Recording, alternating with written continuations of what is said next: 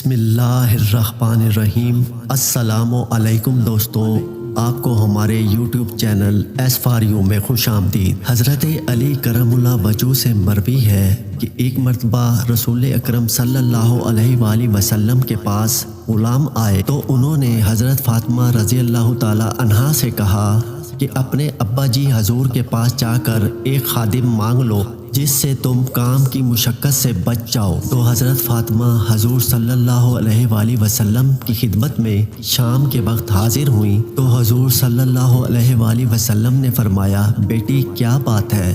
عرض کیا، کچھ نہیں، میں تو آپ کو سلام کرنے آئی ہوں۔ اور حضور اکرم صلی اللہ علیہ وآلہ وسلم کے سامنے کچھ مانگنے سے شرما گئیں۔ جب گھر لوٹی تو حضرت علی رضی اللہ تعالی عنہ نے کہا، تم نے کیا کیا؟ فرمایا، میں نے کچھ نہیں مانگا اور مجھے حیا آ گئی۔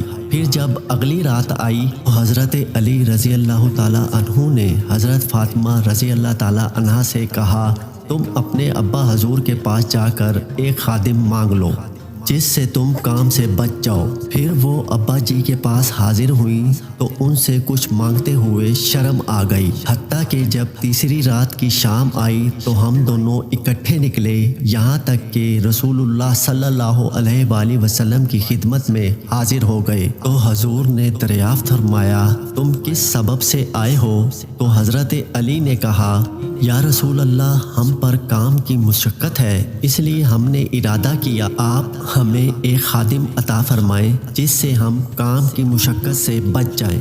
تو رسول اللہ صلی اللہ علیہ وآلہ وسلم نے ان سے فرمایا، کیا میں تم دونوں کو ایک ایسی چیز نہ بتاؤں جو تمہارے لیے سرخ اونٹوں سے بہتر ہو؟ حضرت علی کرم اللہ وجہ نے عرض کیا، یا رسول اللہ، ہاں ضرور بتائیے۔ فرمایا، رات کو جب تم سونے لگو تو 100 مرتبہ سبحان اللہ، 100 مرتبہ الحمدللہ اور 100 مرتبہ اللہ اکبر پڑھ لو تو تم رات 1000 نیکیوں پر گزارو گے، اور اسی طرح صبح کے وقت کرو تو تم 1000 نیکیوں پر اٹھو گے۔